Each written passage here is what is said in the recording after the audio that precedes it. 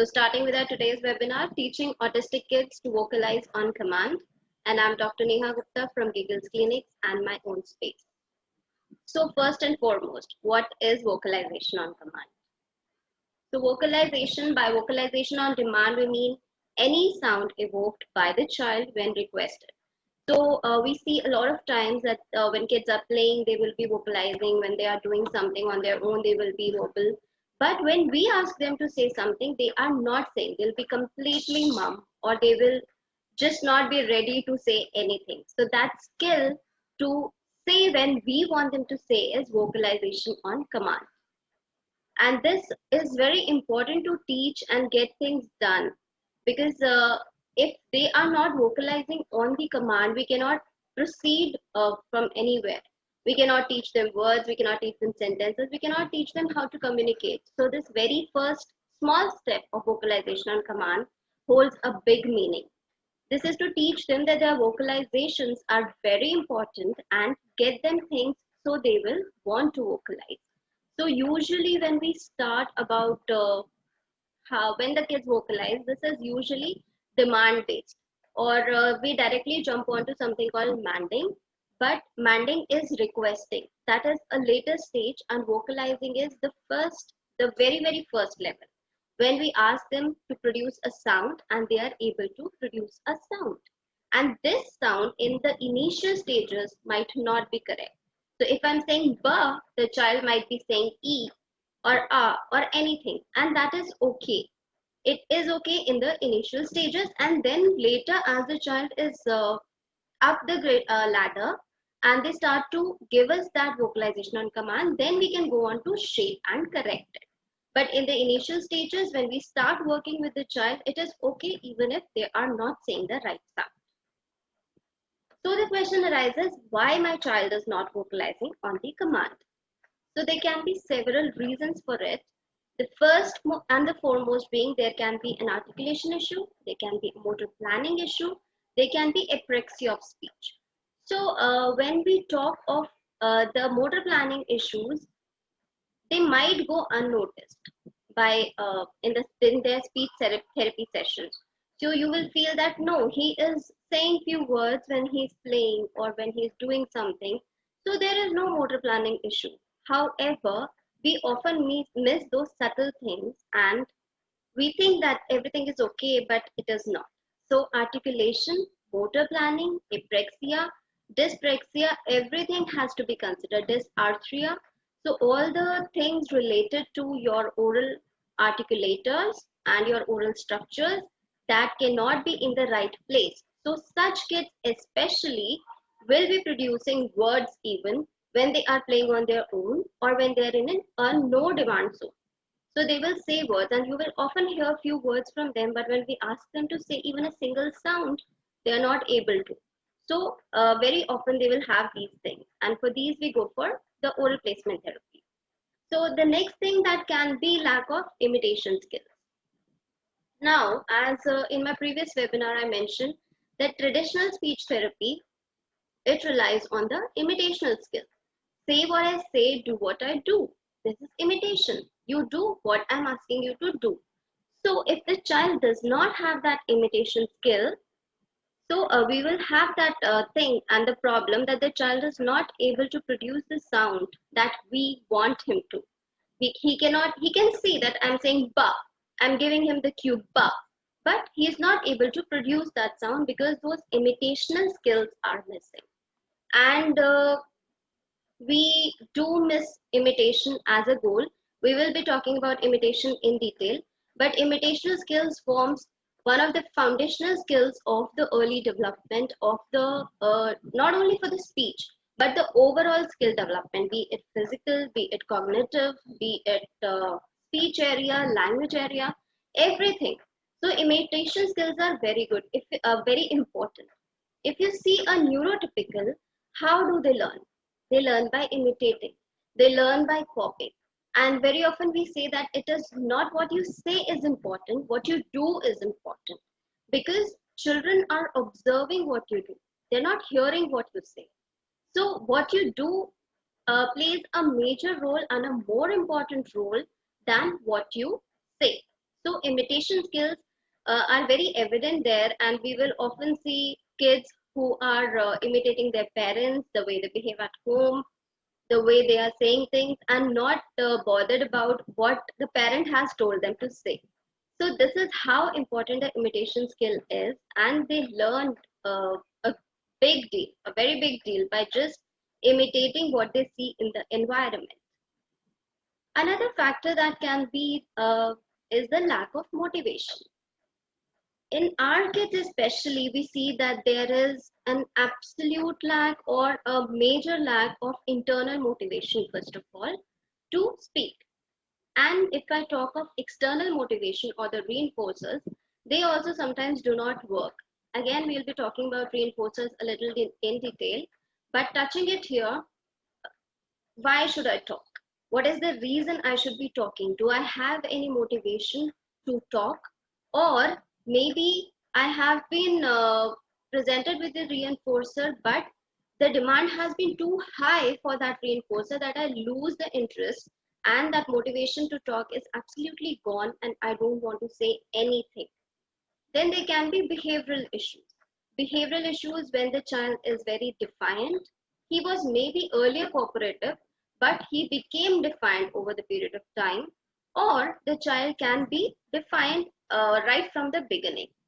So there can be those behavioral issues, or there can be the reasons that the child is not having a good rapport with the therapist mostly. So with the parents, it is usually fine. They cooperate. However, then the parents, they say that we are not able to elicit any sound. We are not able to work with them.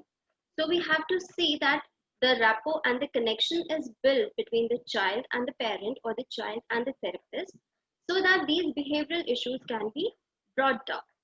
Also, I would like to mention, apart from defiance, in the behavioral category, you can consider when the child gets over agitated or becomes over frustrated because the demand put on him is way too high than what he can fulfill, or maybe because the demand that is put to him is absolutely beyond his scope.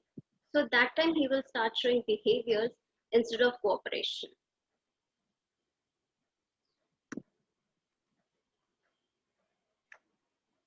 Sorry, there's a problem with the screen.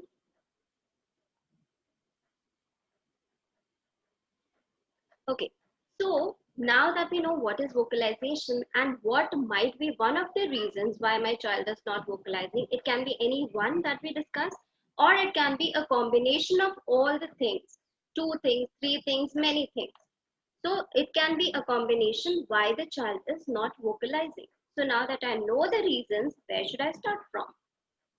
So you have to start from the point that you know that your child is motivated to be with you first. Uh, the children, because as especially if I talk of mothers, so children, they run away from their mothers because as soon as they see their mothers, they'll be like, she is coming and she's going to teach me something. So that part itself is very stressful for the child and very hurtful for the mother, because the child is not motivated to be with you.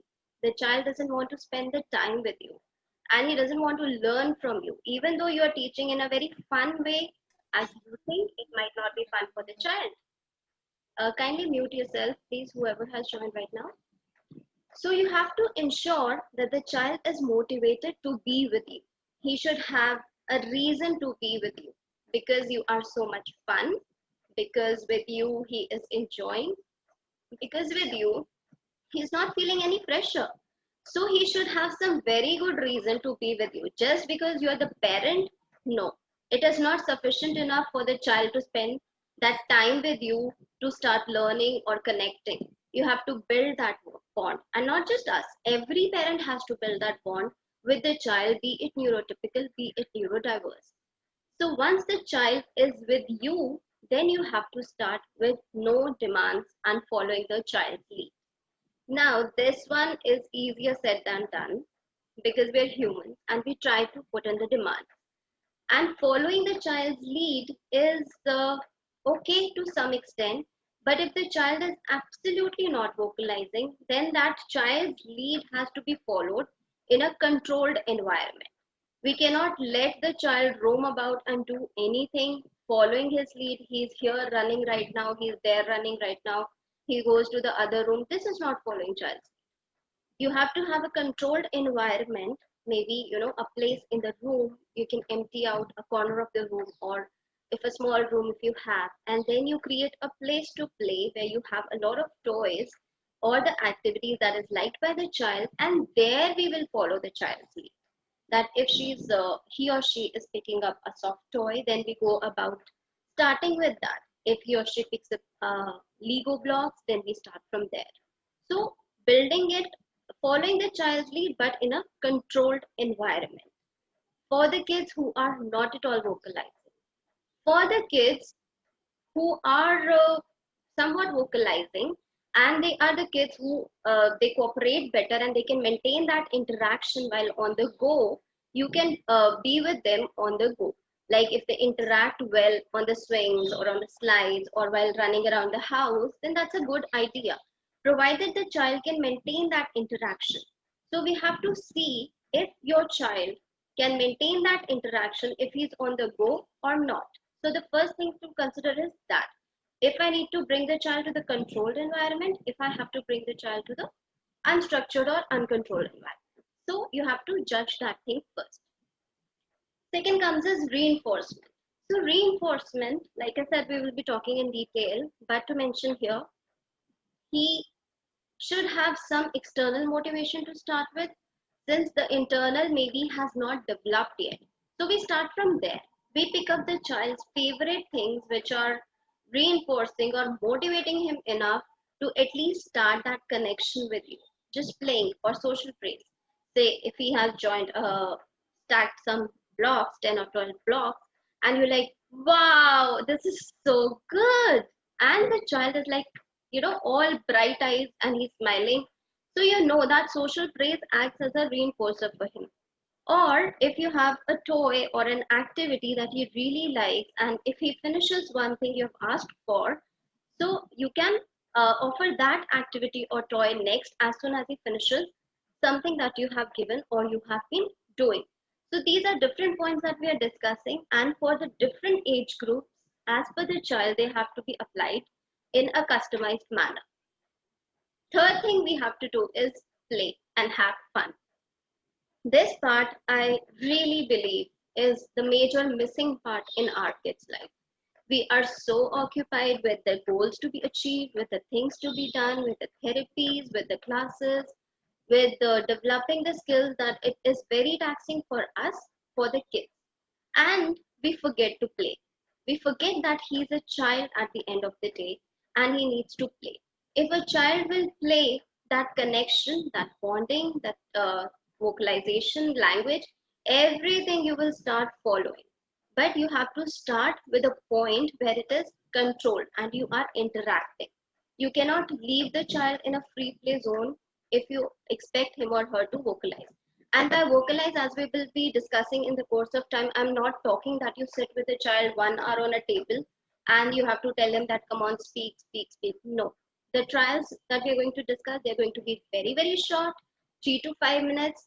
In the whole day, you can repeat it 3 to 4 times as a structured activity. And as an unstructured activity, you can do it throughout the day, but very carefully and very controlled, and the vocalizations will appear. So playing is very important for a lot of things, for the development of speech, for the development of cognition, his understanding, thinking, a lot of things. And the fourth thing is, do not start with challenging the potential.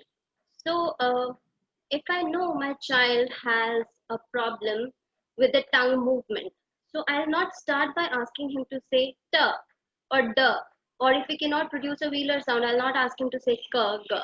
So I'll ask him with a very simple sound that he or she can produce. If he can say b, I'll be like b. If he can say a, I'll start with a. If he can say a word, I'll start with that word. I will not straight away start with cauliflower, tomato, microwave. The child cannot talk. And we are not ready here to see how much he can say, how much he can produce when asked to. We are here to motivate the child for speaking himself. And once that motivation, the external becomes internal, it becomes self-reinforcing. So talking about the first thing, start with no demand. Why this point is important. And many times kids are not vocalizing, not because they don't want to or they can't, but because they have been in a very high demand environment. Especially if we talk of this thing, this happens in the therapy sessions. So by fear or by reinforcements, through some way, they will cooperate in the therapy session. After 45 minutes, you get them home and you try that they talk to you, they will not open their mouth. They will absolutely no way you can make them say anything, and that is because they have had that high demand environment in those 45 minutes that leaves its impression for the whole day. So and when we talk of therapy sessions, so OT is fun for kids because OT has a lot of games, a lot of swings and everything, and speech is very very boring, very monotonous. There is no fun involved. So if we make those speech sessions fun for the child, involving him in few things that he likes, involving him in few things we want him to do, so making a balance between the fun and what we want him to do, so the demand can bring down. And it's not necessary that he has to leave the session after saying something only. It's okay that, the best part is if he walks with a smile on his face, that is the best. So you have to make sure that your child is okay in the session and he is not under so much of pressure that he becomes absolutely mum after coming back home. Like I mentioned, child has been asked to say things that is beyond his motor planning or beyond his scope right now. So if a child has just started talking and if I present him with a very difficult by multi-syllable words, so he will not be, he will no way feel motivated. Whereas if I present him with words like bee, pop, pa, T, which are single syllable and alphabet kind of words. So if he says this and we clap, it is a word and the child gets a lot of motivation in that. So this is also one thing that is different in the traditional and the OPT when we transition speech from OPT to the normal speech. So we use a three level, easy, medium and hard. And we start with the easiest, which is the based on the jaw shift. So we start with those words which are very, very easy to say. And again, they have to be chosen depending upon what sounds the child has and which level he is at. So we have to build on the confidence of the child and make him internally motivated to talk. So again, in this section of demands, the child may not be understanding requesting. So this can be if the child has low cognitive skills and he is still not understanding what you want him to do. So that can develop frustration, and that can be one reason the child is not ready to speak. And the child may have defiance issues. So that can be one thing, that the child is defiant or has developed defiance, like I said.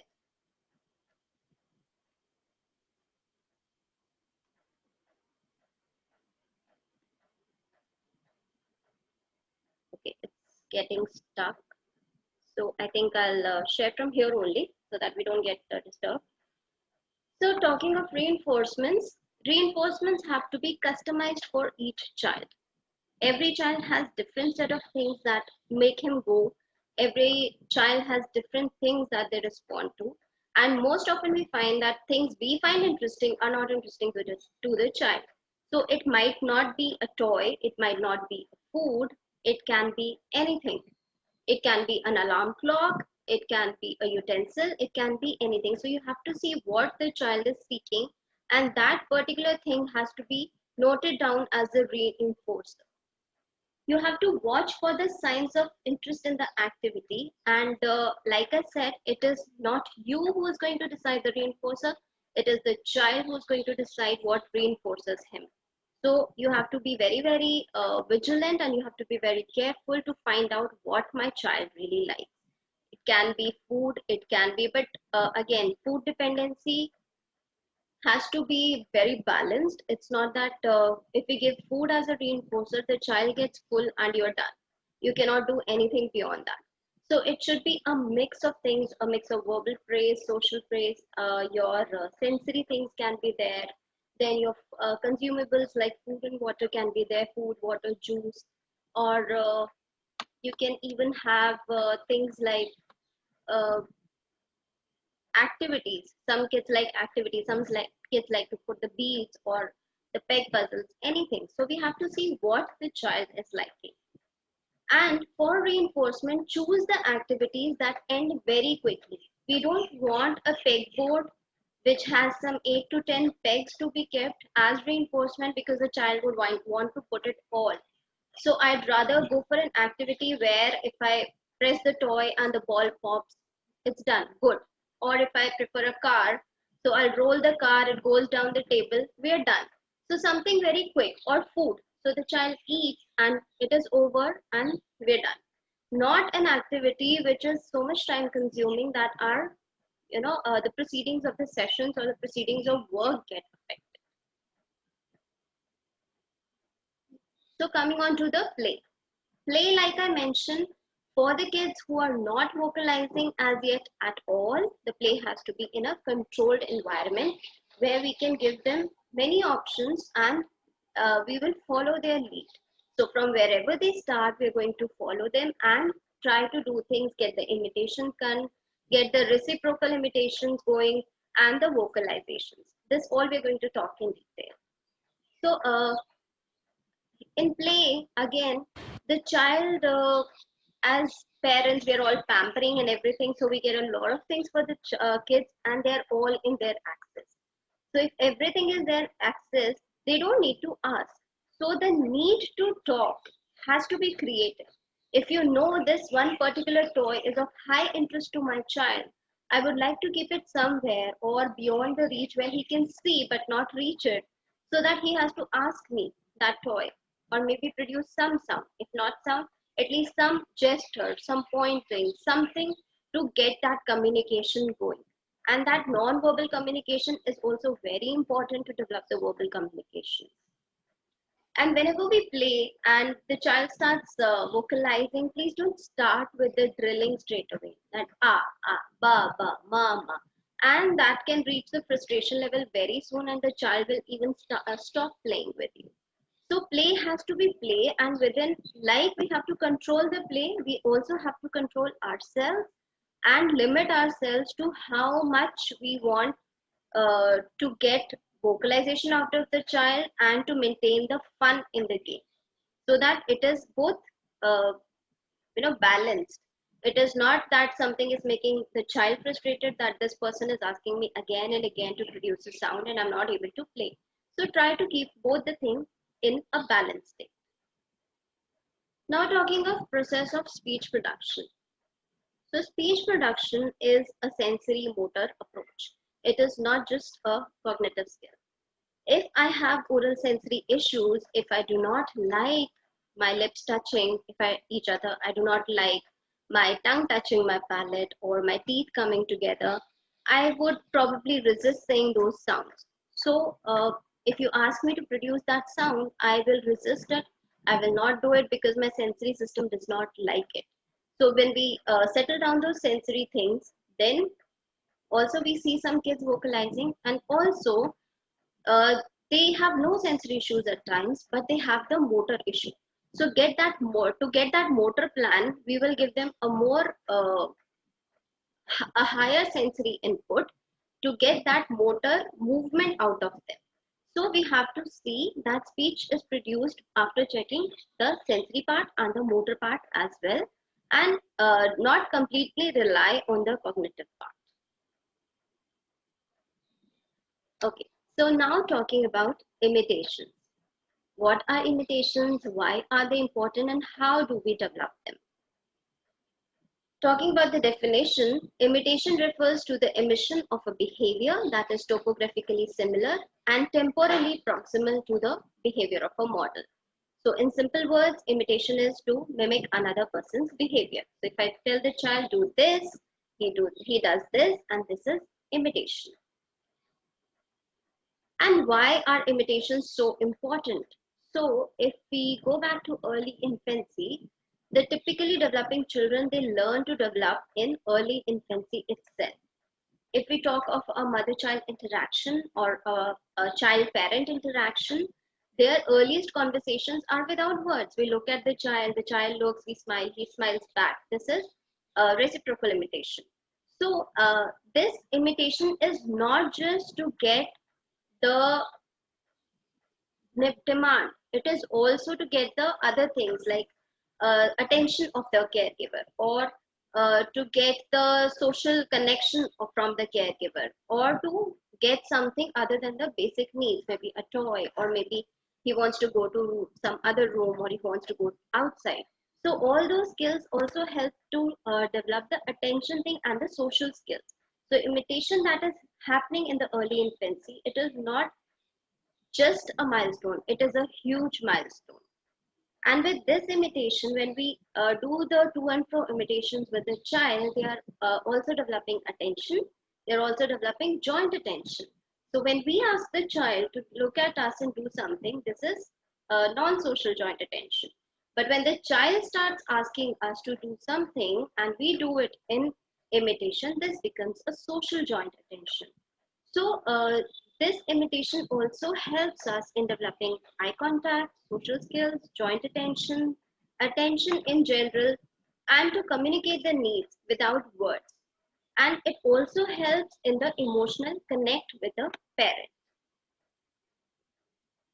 This was about the normal child that is developing. So for our kids, for the neurodiverse kids, imitations are very, very important, like I mentioned, not just for the speech, but also for the language and the social skills development. When the child is going, say, to the school, you are not there with the child to tell him what to do and what not to do.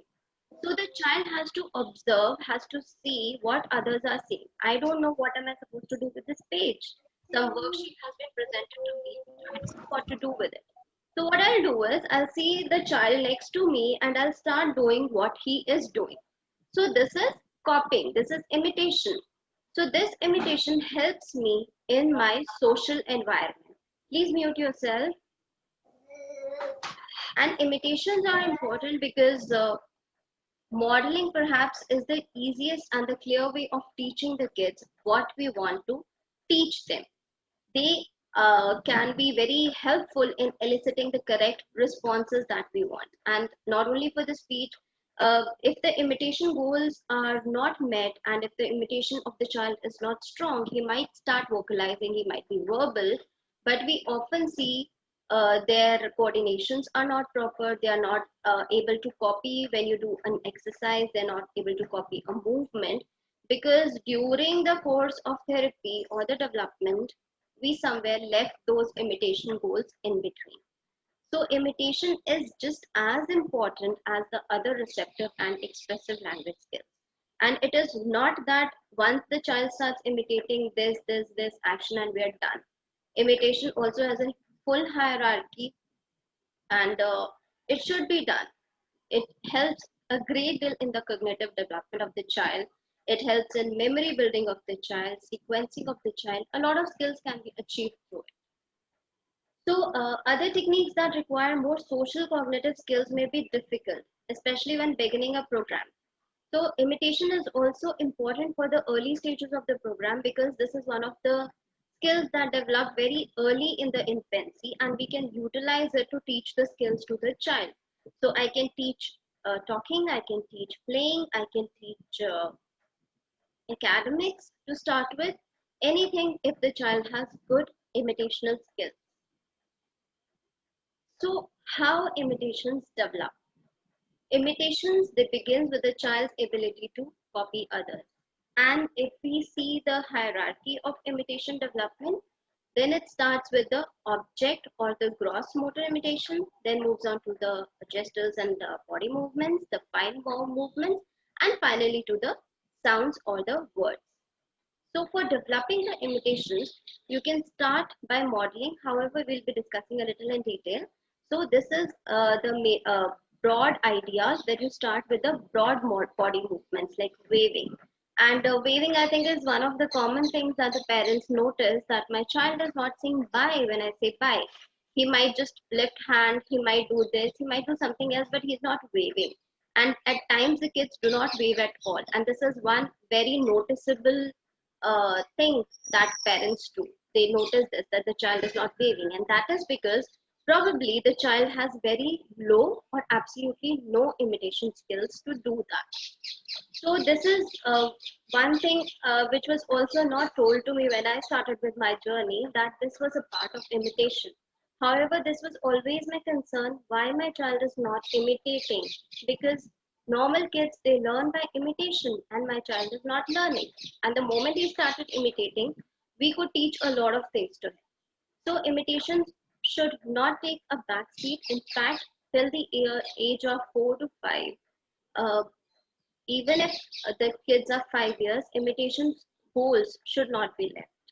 They are equally important.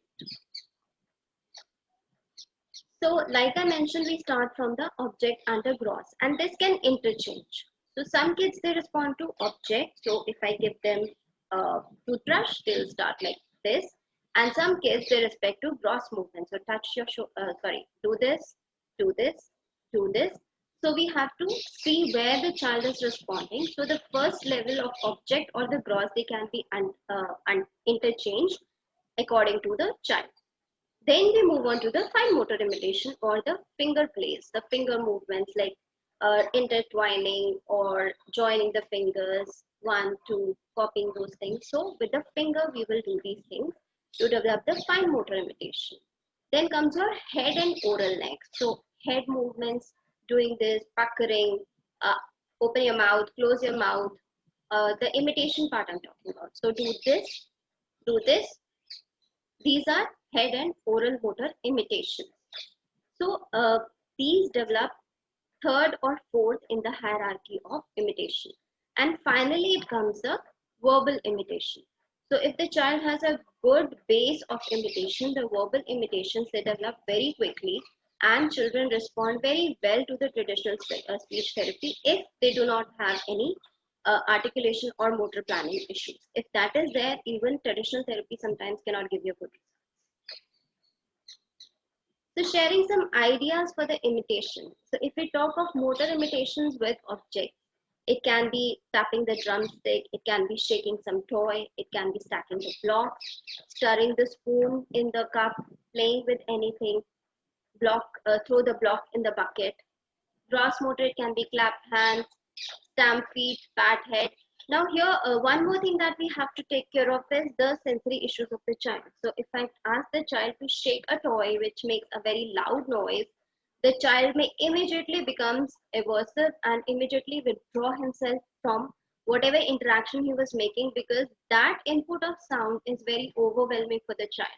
So it is a good idea to understand your child's sensory needs, and if you're a professional, it's a good idea to get a background of their sensory needs, or if you have some documentation of what is the sensory issues of the child. So based on that, make your imitation goals.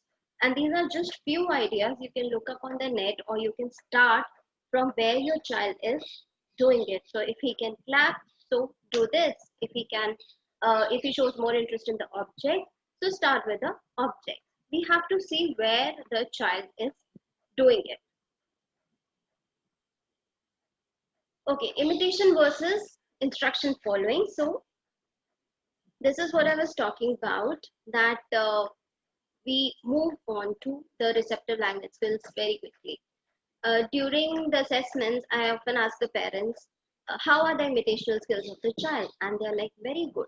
I'm like, okay, can you please give me an example? And they'll be like, if we ask them to clap the hand, if we ask them to do anything, touch the ground or stir the spoon, they will be able to. So when I ask for a demonstration, or when I ask what command do you give to them, then it is like, clap your head, clap your hands, touch your head. So you're doing the action, and at the same time, you're also giving the instruction. So it is not a pure imitational skill.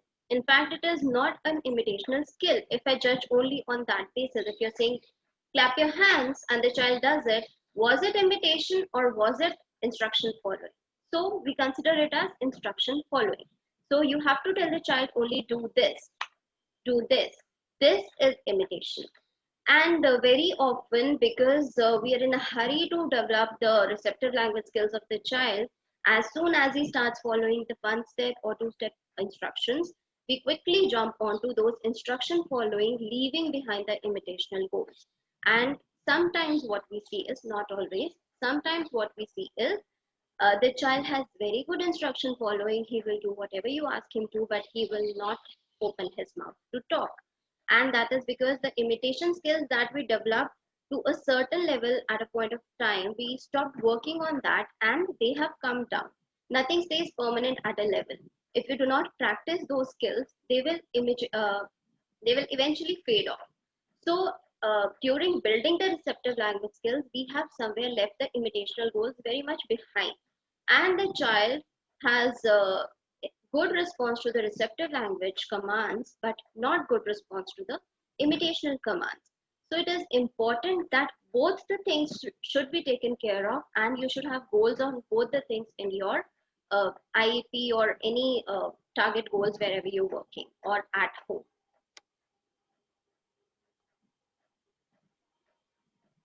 Okay, so steps of developing imitation. So first of all, you need to see where your child is. The first thing we have to determine whether the child is more interested in gross motor imitation or if the child is more interested in the object imitation.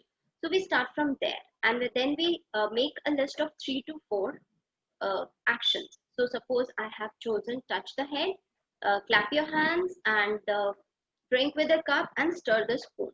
So these are my 4 actions as a goal. So I'll be sitting in front of the child and I'll be like, do this. So do this. I will wait for a couple of seconds. If the child does something close to the model movement, he will be provided the reinforcement. If not, then I will use the hand over hand technique. So I will take his hand in mine, and I will ask him to do this. So it is child's hand, it is my hand, I'll take it and do this. Now we have started with a hand on hand. This has to be faded off later. So once the child does this with the hand over hand, we immediately reinforce the child and eventually practice it, first full hand prompt, then partial, then just a touch, then removing the tactile cue and only the verbal command of do this or copy me. So after that, we fade it off and we provide reinforcement.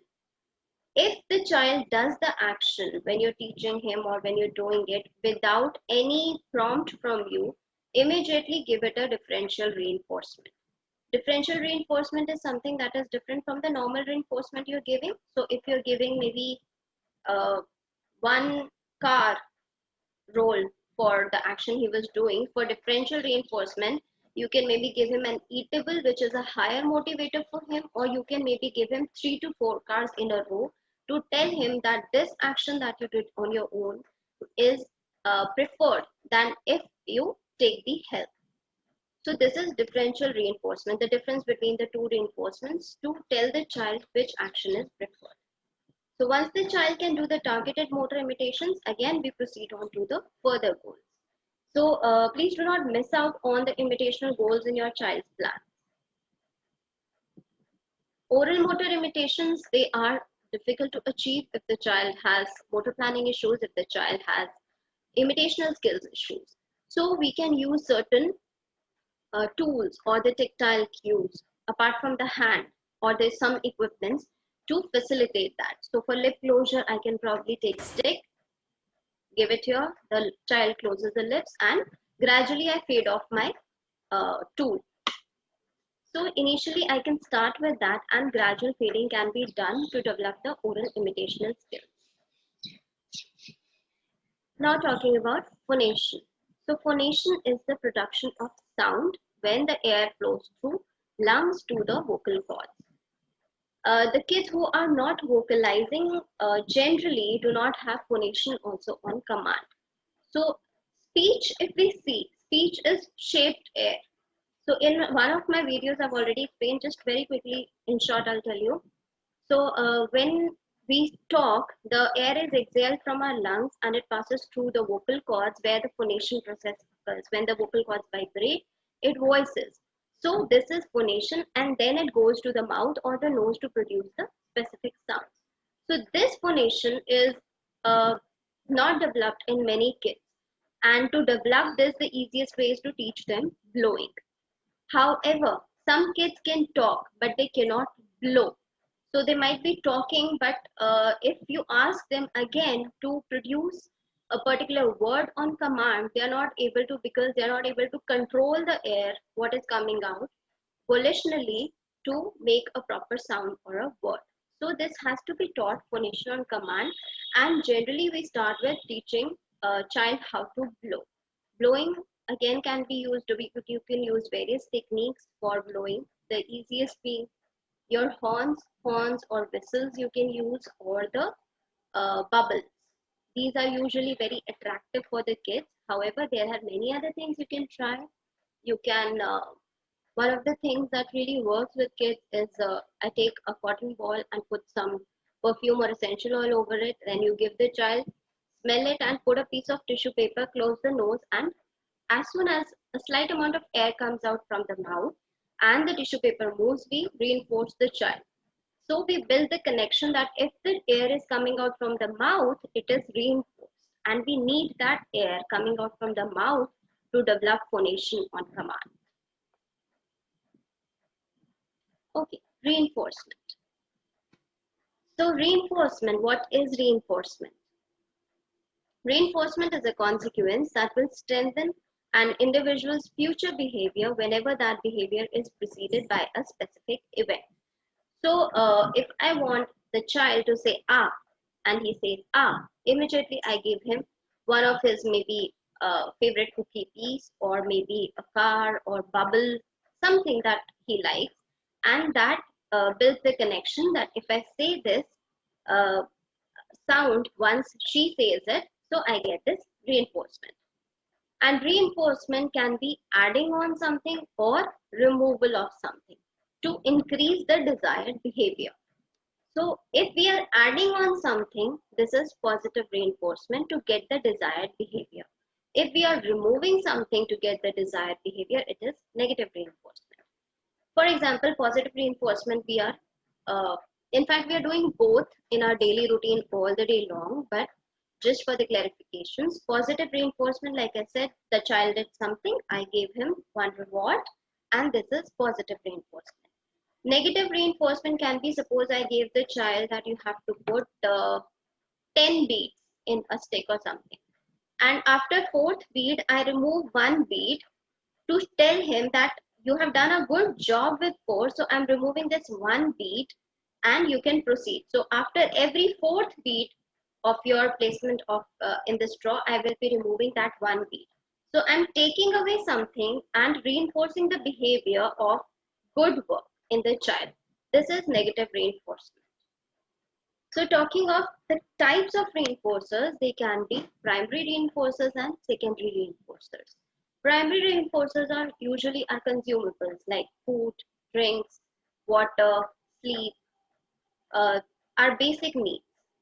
Sensory reinforcers can be tickling, it can be a swing, it can be some music, it can be anything that gives that sensory stimulation to the child.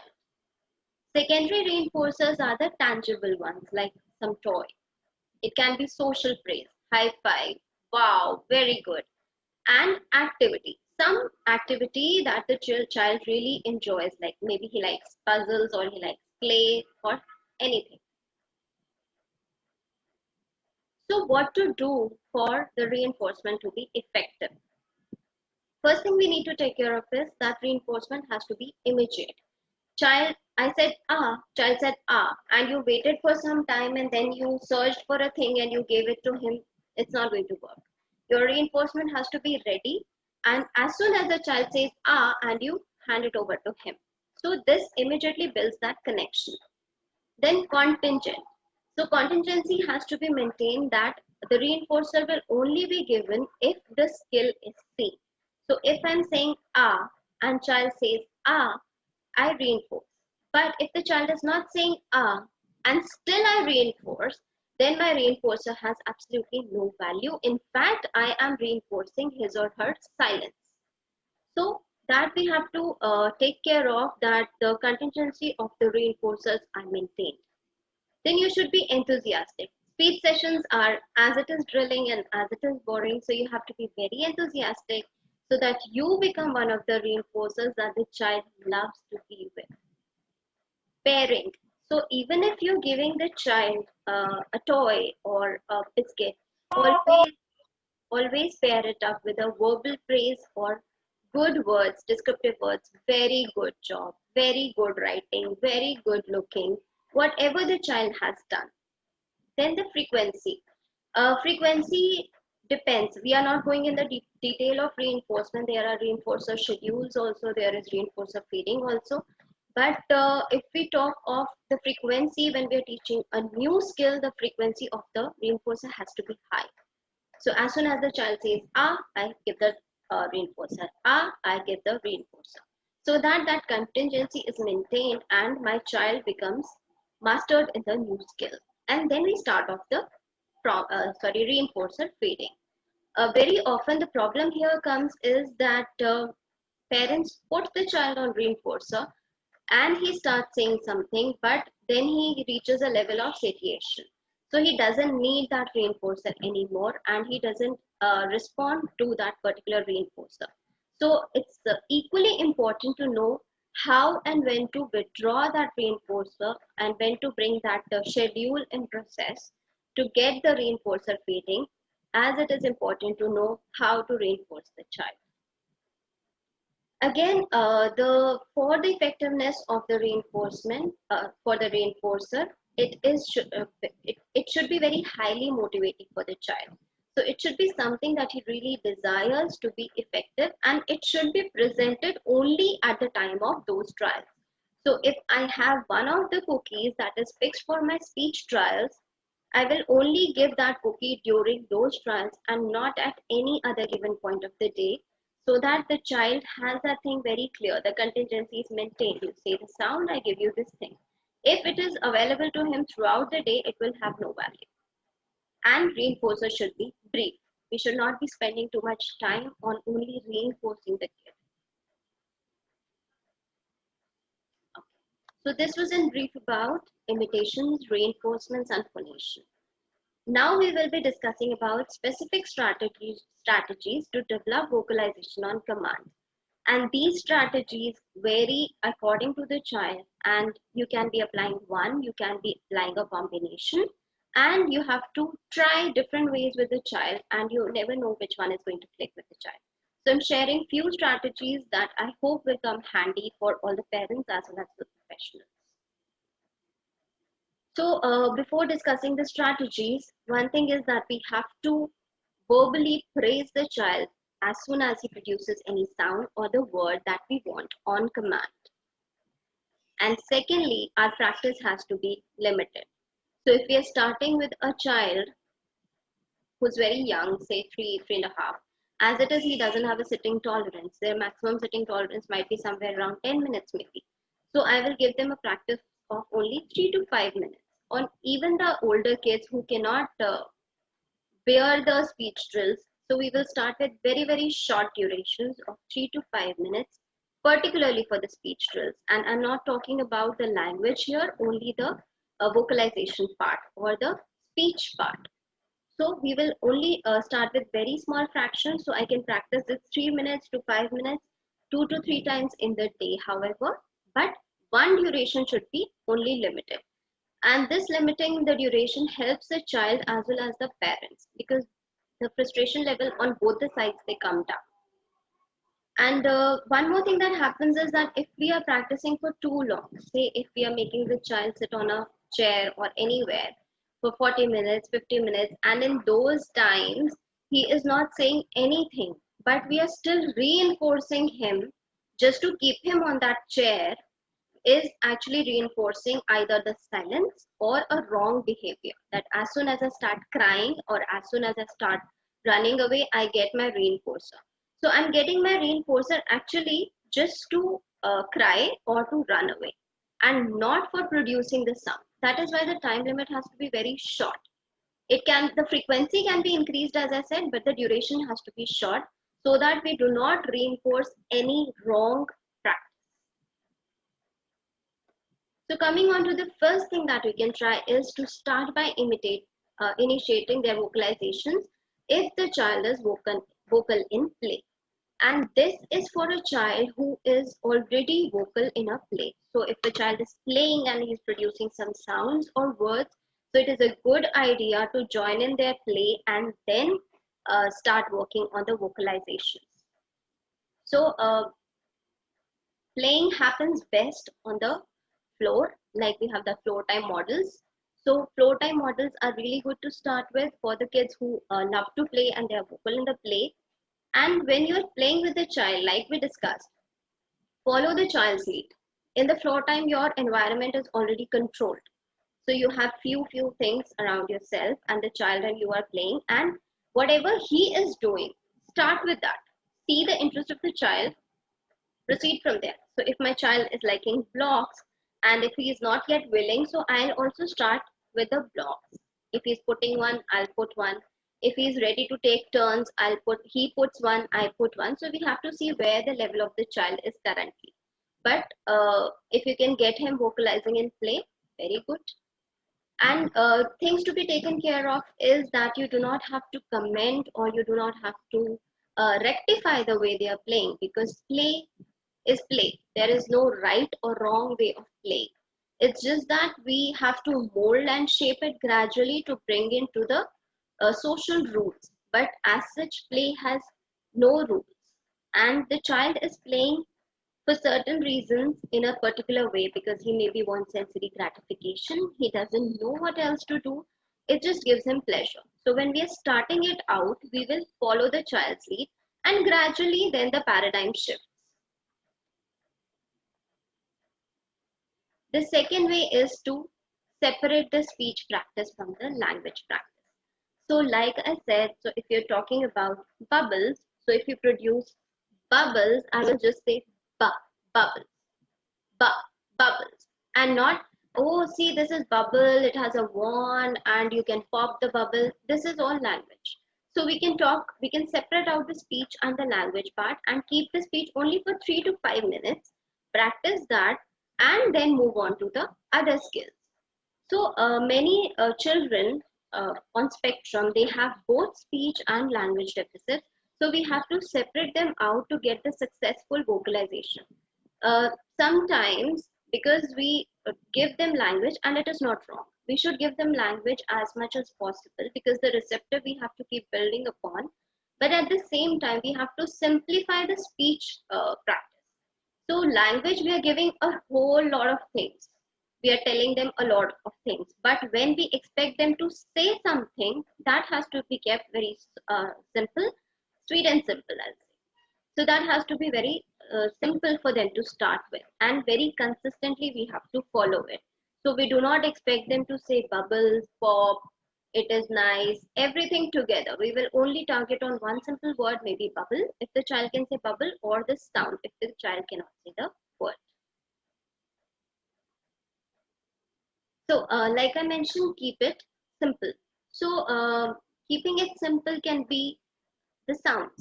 Children, that is very catchy also, and the kids respond very well if we produce the sound. So if I'm taking a car, so I'll be like zoom or wow. Again, keep in mind the sensory issues of the child. If that is very irritating, so you might have to be more good with your expressions rather than your verbal expression. So facial expressions have to work more in that case. So if he's not able to do something, oh, wow, ah. So these small fillers, they get the kids started very easily. You can also shift to the tactile cues if they tolerate it. So if you want them to say you can put the hand here, or you can put a tool if the child is ready to let you in. So you can just immediately put. So it gives him that jaw height to say and as soon as the child has that cue, the finger or the tool, he can probably produce that sound. Choosing one activity and one word you apply repetitively. So if I'm starting with the vocalizations and I have heard the child say the sound b or pa or anything, so I am sticking on to it. And I know that my child likes toothbrush maybe, so I'll be like toothbrush, ba, brush, ba. So I'll be sticking to these because some kids, they need more of repetition and more of consistency with one thing. they might not respond immediately. So if I start working with a child right now, he might not respond now. He might not respond for 1 week, one month. We can't say. But that consistency has to be maintained to see what the child is liking. He might not be saying the word, but he's interacting with you. If the interaction is lost, then definitely we need to switch the activity. But if that interaction is maintained, then there are very high chances that the child will vocalize on that interaction. And you have to pick up a word or a sound, like I mentioned, from the child's current motor skills. So what he can already produce. Or if we cannot produce anything, then we start with the help of tools. So if the child is saying a particular word, now like here I've taken the example of pop. So if we are on the floor playing and I know my child says pop, so I'll make sure that I have a set of bubbles with me, and every time I blow it and then I point it and then pop. Or like shown in the picture, you can present the bubble to the child in the wand and make him pop it with his lips. That will also give you that motor plan for the lip. You have to see what your goals are and make him pop. So higher chances of getting the vocalization from the areas of interest of the child or from the sounds or the words that we have already heard. So for the words or the sounds that we have already heard, making a verbal inventory is very important. So I always ask my parents what sounds the child knows. And if they say if he's non-verbal, I still insist what sounds you have heard the child make. So if he has made k, g, t, so we will pick from that inventory and we will try to introduce those sounds or those words which the child is already capable of making. There is no hard and fast rule that the child has to first say the vowels, then the bilabials, then we move on to the further sounds. You can start from where the child is talking. So, see, it is not possible in the whole day, but when you are with the child for 10-15 minutes, especially in the sessions, so note it down what sounds the child is producing. And you have to also observe what sounds, this is for the parents, for the what sounds the child is making during the independent play or the free play, what we call when he's playing on his own, and in the interactive play. So if you are playing with him mostly in the open environment, in the park, on swings, on the slides, so what sound he's producing that time. And uh, with the child on the movement, we usually see more vocalizations happening than with the child who's sitting on a tabletop, but then again it varies. So you have to see when the child is most vocal in which scenario. So we have to get an inventory of that word, that scene, what sounds they're producing, and then we proceed on to doing that. So if I know my child is producing maximum sounds when he plays with the blocks, so I'll make sure that I sit with him for say 5 minutes and I have a set of blocks with me. And I will start playing with him while withholding some reinforcement model and wait for the child to make any vocalization. So if he wants the block, the next block, I'm holding it in my hand and I'm waiting for him. Ba, block, ba, block. If the child does it immediately, you give it to him. And you have to model it quite a few times, but again, not frustrating the child. The balance here has to be maintained that we do our drills, but not frustrate the child or not make him too angry to an extent where he develops the behaviors. Another thing that you can try is copycat. And in the copycat, it is not the child who will be copying you, but you who will be copying the child. So if you have any environment or if you have a controlled play and you have two soft toys, it is a good idea always to have two things of, if possible, like if it is a doll or something, and you give one doll to the child and one give a doll to yourself. And then if I do pat, pat, pat, then the child can do with his own doll. But talking of copycat, now I gave the child some few things to play, and whatever he is doing, he is picking up the block, I pick up the block. He says ah, I says ah. He says this, I say look. So I can keep on adding, but I will do what the child is doing. This particular practice with the neurotypicals, we start at very early age, like 6 months or 7 months, when the child starts producing those cooing sounds. We reciprocate back to them, and then there is further reciprocation from the child's side. So for our kids, that thing does not develop at that particular age. So now, when they have that stage, or we have to develop that thing, so we will start with copying the child. If the child is doing whatever, I'll follow him. I'll keep doing what my child is doing. And if need be, at some point of time, I produce a sound. So if we are playing and I'm copying him for a long time, and now I can maybe introduce a sound. So I'll be like, ah. And if the child is not saying, ah. Always try to use your tactile cues as much as you can if the child is allowing you to get the vocalizations, because some kids, they respond very quickly if you just add on that one hand prompt, ba, ba, anything. Reciprocal intervention training, this is mainly for the object and the gross imitations, but it can also be for the verbal ones. This is, we are getting the to and fro. So if during that copycat thing, if my child is saying ah, and then I say ah, and I take another block and I say ah, and I look at the child expectantly. And if he says ah, then I give him. If he does not, I still wait. Then I say ah, ah. Now I'm holding the block, but I'm saying the sound ah, because I want the child to vocalize, and it's not important right now that I have to associate the sound. The association we can work on later. So if the child is producing the sound, immediately you give it. If not, at least try for 5 times, and then you can play as usual. 5 times with a different set. So ah, ah, ah, 3 times you give it to the child, and again you try 5 times and you give it. But every time you will be looking at expectantly waiting, and there are high chances the child will reciprocate. And once this reciprocation starts coming, the to and fro imitation work can start. Introducing supportive tools. So the supportive tools that we use are mainly the OPT ones, but you can use the ones at home. So you can use your ice cream sticks, you can use your tubes, your round, some tubes, straws, to give them some cue for saying the sound. Like if I want the child to say ooh, but he doesn't know how to produce, so I can take a tube and I can give it to the child, ooh. So to make that motor planning for the required sound. For the oo, I also need that phonation that we talked about before. So working in a sequence, we have to work on the imitation, we have to work on the phonation, and we have to work on the motor planning for the child to vocalize.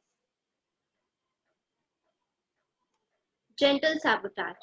So this is one thing we most oftenly we do in the routine lives, and this is what our elders have been telling us, that you keep the thing that the child wants out of the reach.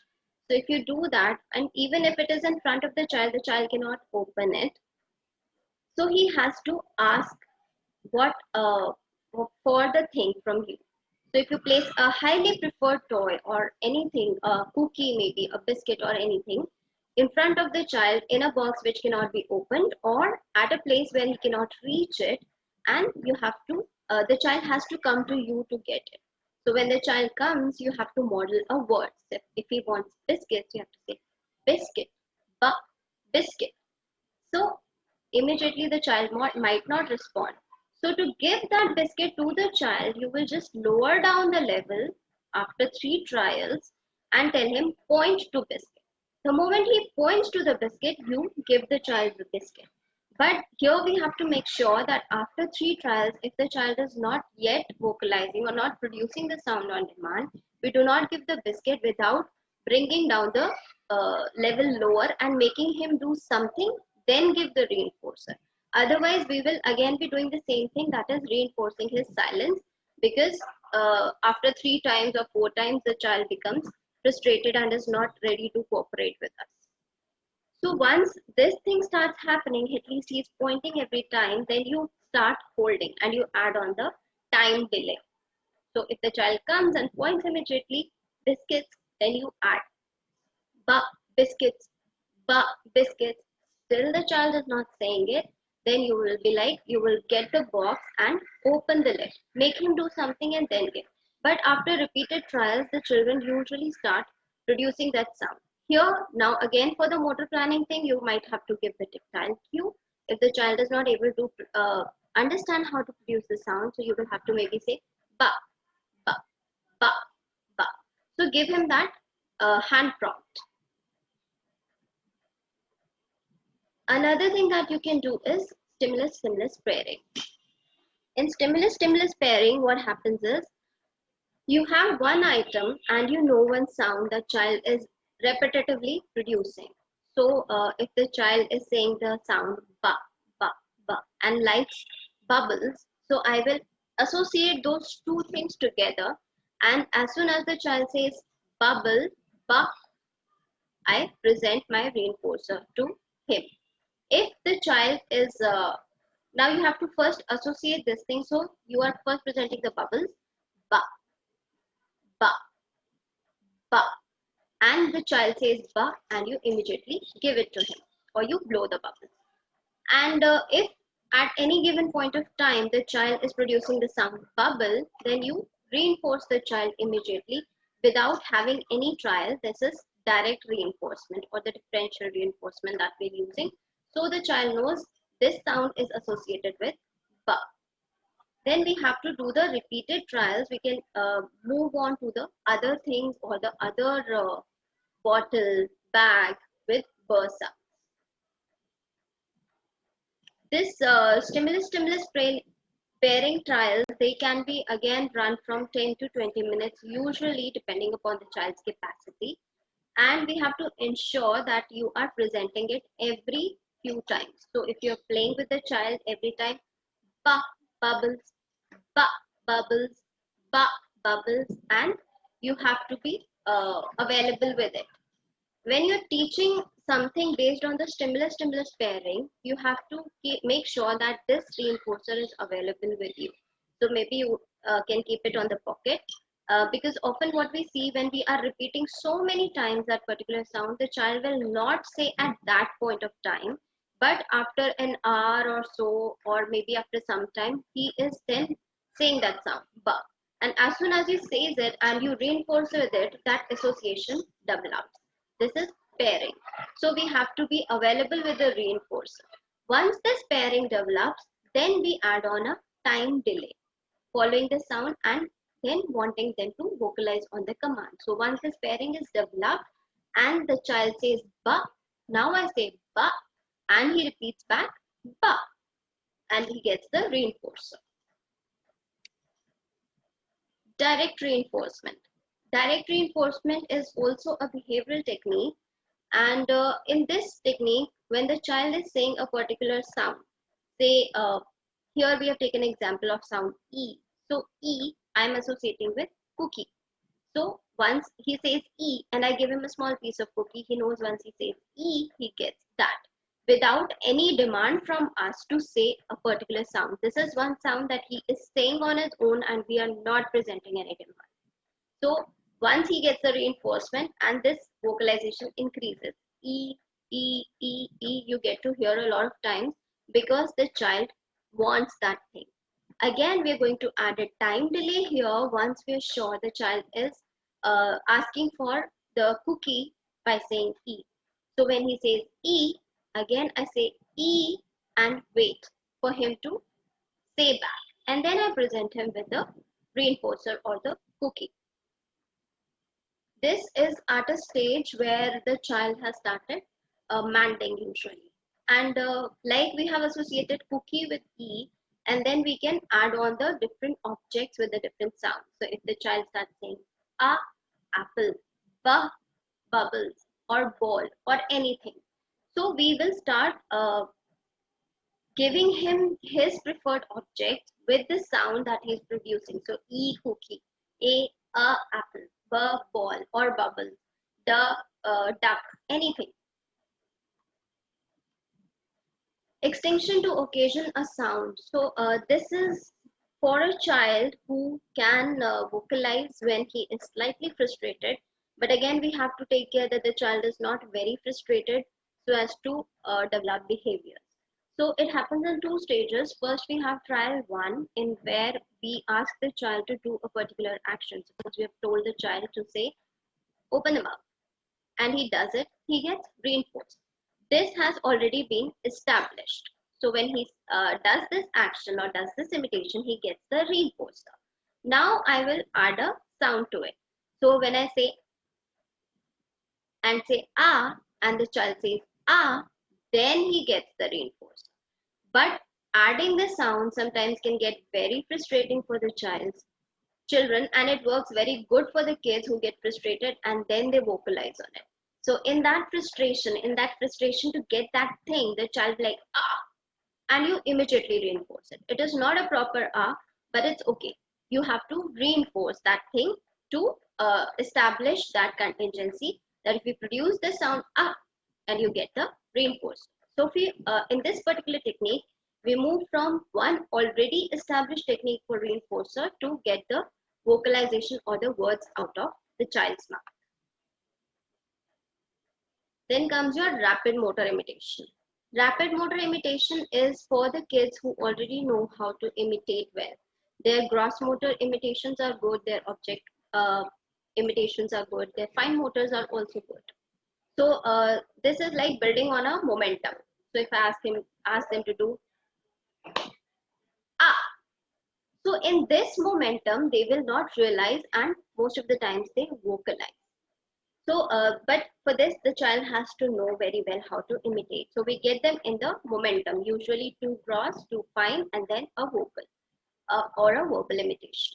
So this momentum when develops, or especially while playing, if the child is on the swing, that time also, the swing is not an example of rapid motor imitation, but just mentioning here when the child is on the swing, that time also, if you hold it back and you ask him to produce a sound first, then he produces a sound and he gets that. The swing is an example of the previous thing that we discussed, extension to produce a sound. So you can use your sensory tools very well to get the vocalizations out. So coming back to rapid motor imitation, this is for the kids who know how to imitate and they can build that momentum to get the sounds. Like unknowingly we are doing certain actions and this someone says a sound ba and we say ba because we are blindly following them. The last strategy is sign with time delay. And this is for the kids who are not verbalizing but using sign language to get what they want. This, like in the extinction technique, here also a reinforcer has already been developed, has been associated with that particular sign. So if the child says this or this means cookie or a biscuit and you give him, then we add on a time delay here. So we add few seconds of time delay here and wait for the child to vocalize. So these are the different strategies that we can work with for the child to get vocalized. And the strategies that we choose has to be chosen according to the child, and a combination of these things can work. So combination of copycat and a general sabotage with a time delay and a differential reinforcement might work very well for my kid. So to summarize, vocalization is definitely a tricky thing to get from kids who are not doing it on command. First, we need to figure out the reason. We need to build on the motivation. We need to build on their imitational skills, phonations on commands. We need to work on the reinforcers and the different strategies to get the vocalizations happening.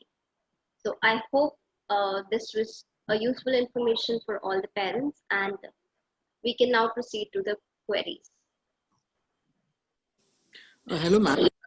My son is at a mending stage, okay, but how we can, improvise communication from now on?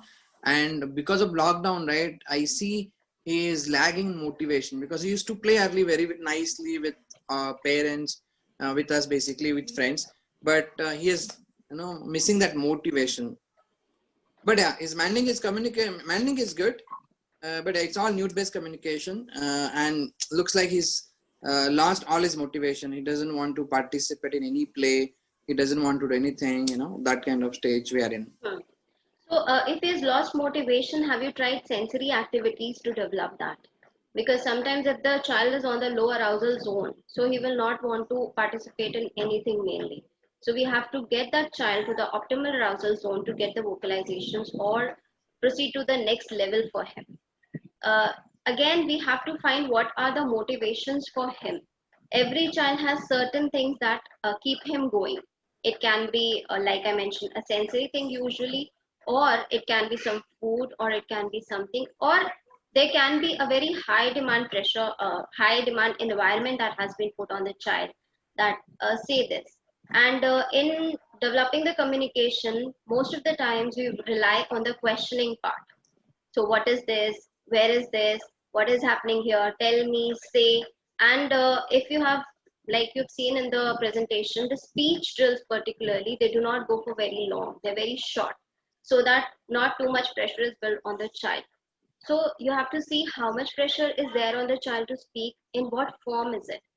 Many times questioning also does not help too much. Interverbal communication or the descriptive is best for developing the communication.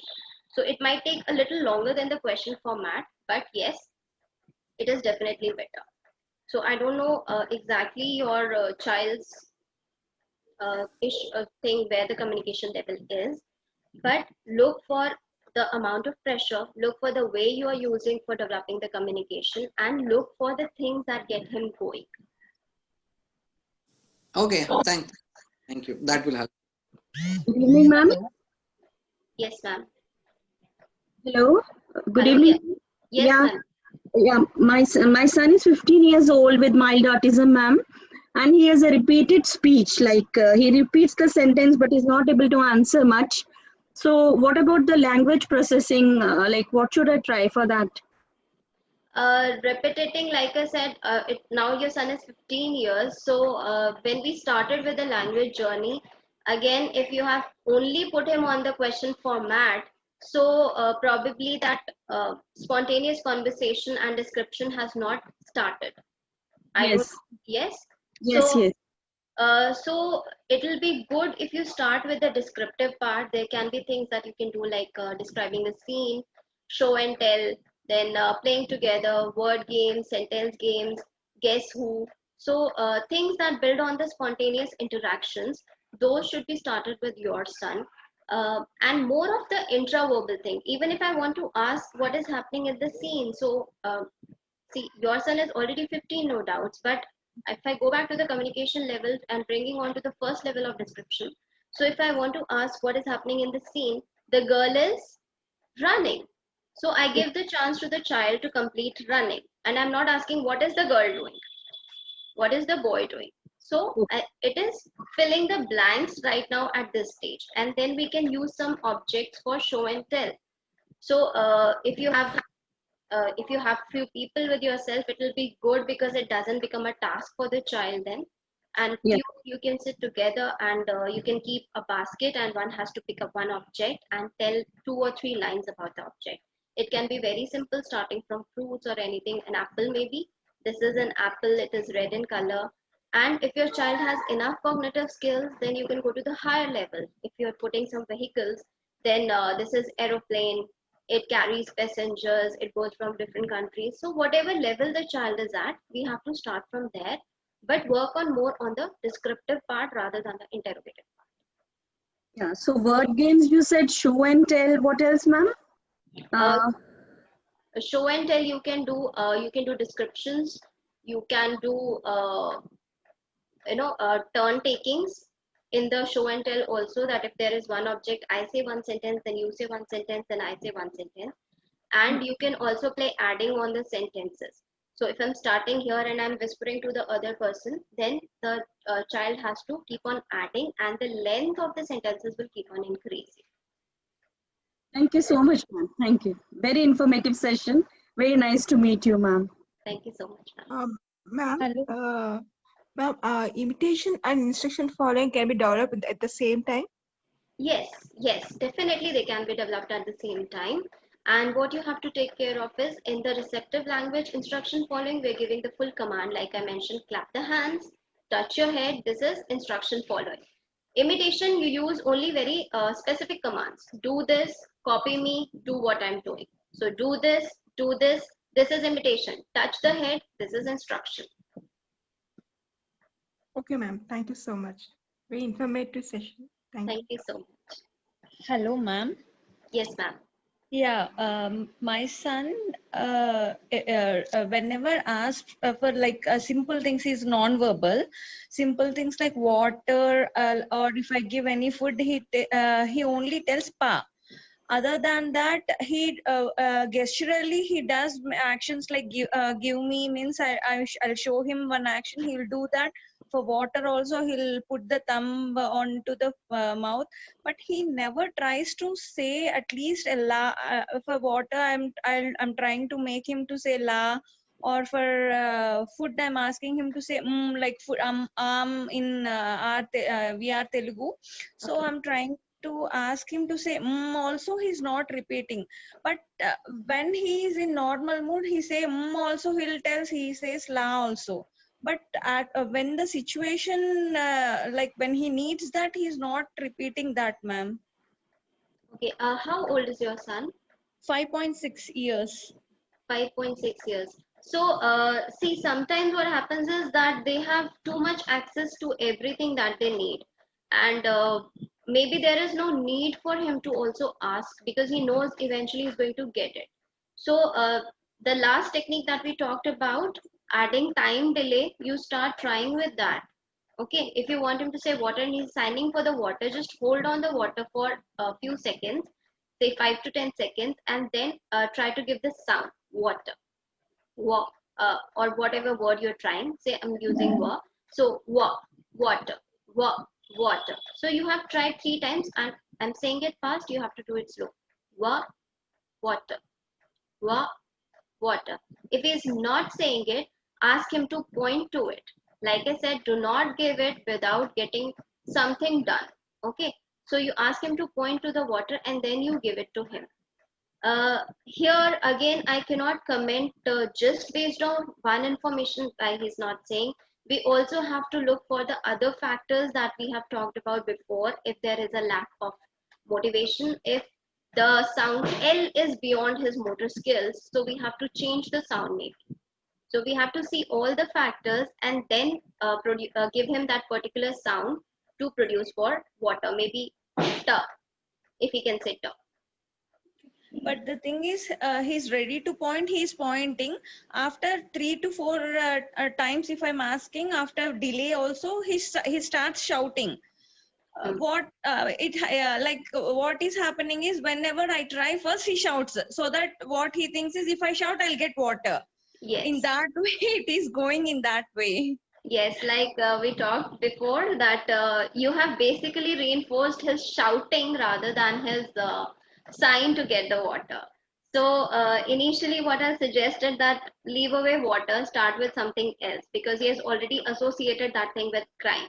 So if he comes to you with a sign to have water, just immediately give it to him without developing any frustration. For everything, ma'am, for everything, No, even okay. not for everything, not for everything. We have to see here now his higher interest things. So if he likes some toy or if he likes some food item or anything, uh, then we start from there where the frustration and the crying has already not been established with giving the item. See, it is a practice of few years. He cried, you gave, he cried, you gave. So we cannot break it in just one go.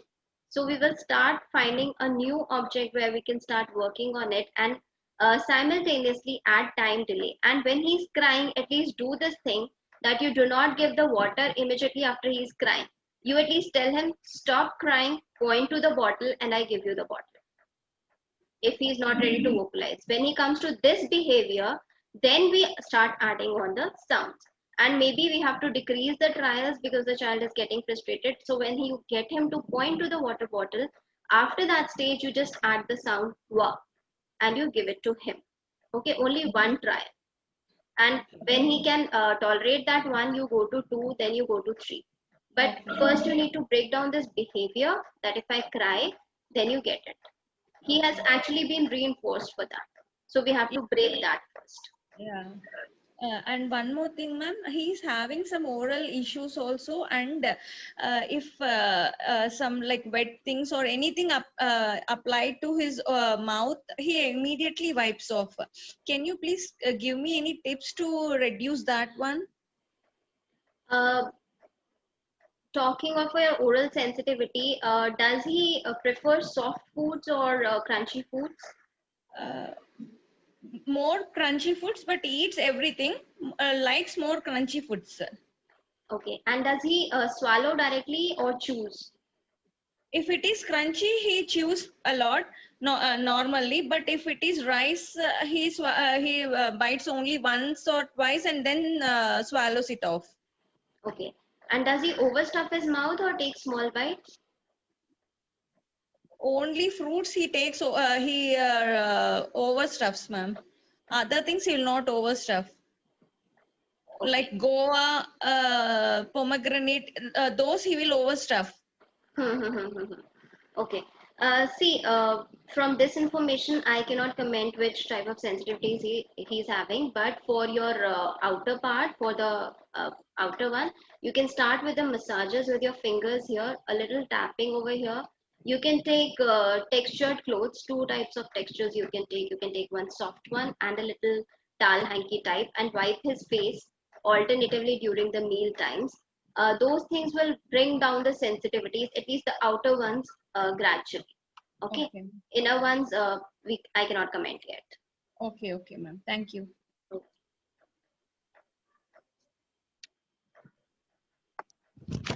Hello, ma'am. Yes, ma'am.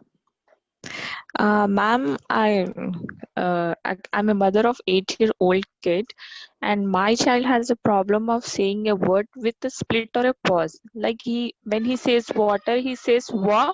He gives pause and say tur. Okay. Okay, so how can I reduce it? Or like most of the sounds are not clear, ma'am. Like when I teach him A, B, C, D, like E and D all look same. Okay. So have you got his oromotor issues checked? Because what you are telling is classically oromotor issues. Okay, you see those pauses because there's not enough strength in the oral articulators that they can move fluidly. Okay, so you have to develop that strength and Okay. stability in the oral articulators. So if I'm saying water, my mouth is immediately moving, my lips are moving, but for the child maybe they're not moving that smoothly, so it is water. So I have to first bring my jaw to a lower position and then to a high position, and then I can say the word. So it is definitely an oromotor issue. If you're So taking how can I help him, ma'am, with that? if you're taking speech therapy, if your speech therapist can help, or if you can find an oral placement therapist in your area, it will be better. If you cannot find anyone, you can contact us. Okay. Okay, ma'am. Ma'am, one question I would like to know. So with this pauses and all, he falls under verbal child or he is non-verbal child? Why non-verbal, ma'am? He's talking, right? Yeah. And he's 8 years old, ma'am. Like he uses very few words, and mostly he talks with me only. Yes, but still he can talk, right? It's Yeah. 8 years, and if it is not resolved with traditional speech therapy, then I'll seriously recommend you to go for oral placement therapy. Oral placement therapy. Okay. Definitely. Okay. Thank you. Thank you, Okay. ma'am. Okay. Do we have any more questions, or can we wrap up the session? Thank you, Vajriha ma'am. Okay, the questions that we got on the mail was if Poonam ma'am is there. Yes, ma'am. Okay. So you had asked, my daughter has speech, not communication. How to use right words at right places. Hello? Yeah, ma'am. Actually, she know many words. Like if I write down, she know many words, but actually she do not use correct word at the correct place. Means she can sing many rhymes and all. She know ball, like she know give, and she know ball as well. But if I say give ball, she don't understand. Okay, so that is actually a cognitive level thing, ma'am. So we have to develop that. First, we have to ensure that she is understanding that receptive command. She is able to associate what that means, and also like it's happening every time, or how many times out of 5 trials, how many times is she able to give you? Actually, if I give her a single thing, like if I have flashcards, apple, banana, cherry, and if I ask her, give me apple, then from 3 she won't be able to give me. If I give 2, then she can. Means there is chances of 25% she will give me correct one. Actually, I think there is problem of her understanding. Means she can talk everything. She asked me open the door, close the door, she tell me give me eyes, means whatever she know correctly she can, but at some places actually I don't understand what she want to say, like she speak completely wrong, means I don't understand what she is saying. So that is basically your language issue, ma'am. Because from what you're saying, if she's not able to pick up apple from the 3 set of cards, or maybe 2 cards also, you're saying 25%, that can be a cognitive issue, or it can be that she's not identifying the object yet. That is one thing. And another thing is that she's saying something that you're not able to understand at a given point of time, so that comes under the language problem. Okay, so those things, the communication part has to be worked for her, developing both the receptive and the expressive skills. Ma'am, one small help. Added to this last question, I wanted to ask you one thing. My son, if I show him visual cue like apple or anything, he picks up very easily. But the thing is, without visual cue, anything he's not able to do. How Yeah, can I work for this, same. ma'am? With the visual cue, so if you show him the card, then he's picking up apple. Yeah. So the generalization has not happened. Okay. Okay, this is the generalization problem. So you have apple is real, apple is in the card, apple is in the picture. You have to show him all the apples, cut apple, half apple, this is also apple, that is also apple. This is the problem of generalization. Okay, okay. Okay, so I think we're good to wind up. Any more queries? Ma'am, tips for brushing also, ma'am. They don't. My son, he doesn't like brushing also. How can I make him? Okay, so for brushing, ma'am, I need to know the sensitivity of the child. Is he hype? He must be hyper, I suppose. Yeah. Yes. Yeah, Yes. he must be hypersensitive. So, have you tried changing the paste? Are you using a normal brush or a rotary brush? A normal brush itself, ma'am. And the toothpaste? Before we were using Kidodent, but he is these days he started eating the paste.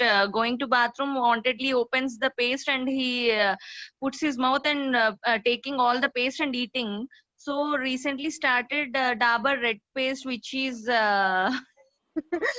Even I won't brush with that, ma'am. but he's eating a lot, ma'am. All the paste, even Sensodyne also he's eating. Maybe his sensory issues are getting some Yes, different. that can be one part, that the sensory issues are increasing in this lockdown. As for the brushing part, you can start brushing without a toothpaste. Okay, it's not mandatory to have a toothpaste for clean teeth. We just add it for the freshness. So try doing it without the toothpaste. If he doesn't allow that, then you can take a towel hanky, wrap it around your finger, okay, and apply small amount of toothpaste, and then just start with rubbing the outer gums. Take care your hand is not bitten, or you can block the jaw with something, with a big stick or something. You can block the jaw and then do that thing with the towel hanky. Start with that and then move on to the brush. Okay, ma'am. Thank you. Okay, so we are wrapping up this session, and More I have. Sorry to disturb you, ma'am. yeah, please. My child, again, same 15 years old, mild autistic. he has some fixation for some songs, or like he keeps on repeating, like is it a repetitive behavior is commonly seen with these children, but the fixation comes, that how to stop this fixation part. The Once only he will do. fixation part has to be tackled at the very moment you start seeing that it is developing. So it is for any song, you have to change that immediately before it develops into a fixation actually. So the moment he starts liking one particular song, you have to change it. And for fixation, you can just try distraction at that time, or you can give him something that he likes more than that particular song. So either replacing it, or diverting it, or stopping it before it develops into a fixation. Once it develops into fixation, then breaking it becomes really taxing. That time we have to start with replacement. Thank you so much. Okay, ma'am. So I hope it was useful to the parents, and have a very good day.